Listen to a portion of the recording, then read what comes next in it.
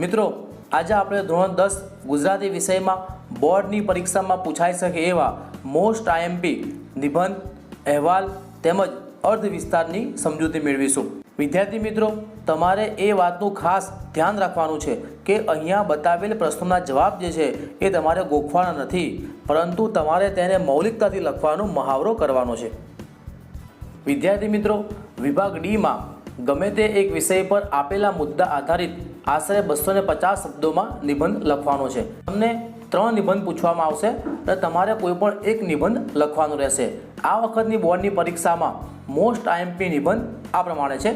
પહેલો નિબંધ છે વાયા વસંતના વાયરા, બીજો નિબંધ છે માનવ અને પશુની મૈત્રી, ત્રીજો છે મારું વતન, ચોથો નિબંધ છે દીકરી ઘરની દીવડી, પાંચમો નિબંધ છે માતૃભાષાનું મહત્ત્વ, છઠ્ઠો નિબંધ છે પ્રવાસનું જીવન ઘડતરમાં મહત્ત્વ, સાતમો નિબંધ છે વૃક્ષો વાવો પર્યાવરણ બચાવો, આઠમો નિબંધ છે પુસ્તકો માનવીના સાચા મિત્રો, નવમો નિબંધ છે સ્વચ્છતા, 10મો નિબંધ છે પ્રદૂષણ એક સાર્વત્રિક સમસ્યા, 11મો છે નારી તું નારાયણી અને 12મો નિબંધ છે પરિશ્રમ એ જ પારસમણી।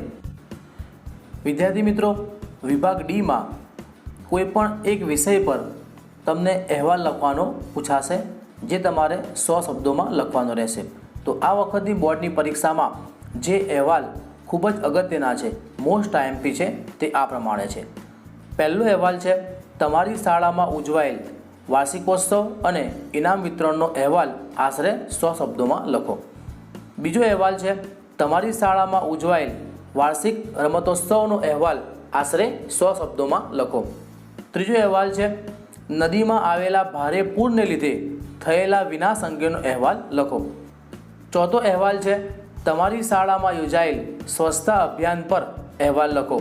અને પાંચમો અહેવાલ છે 5મી જૂન પર્યાવરણ દિવસ અંતર્ગત તમારી શાળામાં યોજાયેલ વૃક્ષારોપણ અંગેનો અહેવાલ લખો।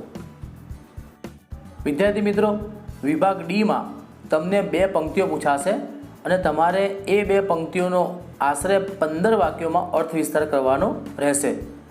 આ વખતની બોર્ડની પરીક્ષામાં મોસ્ટ આઈએમપી પંક્તિઓ આ પ્રમાણે છે।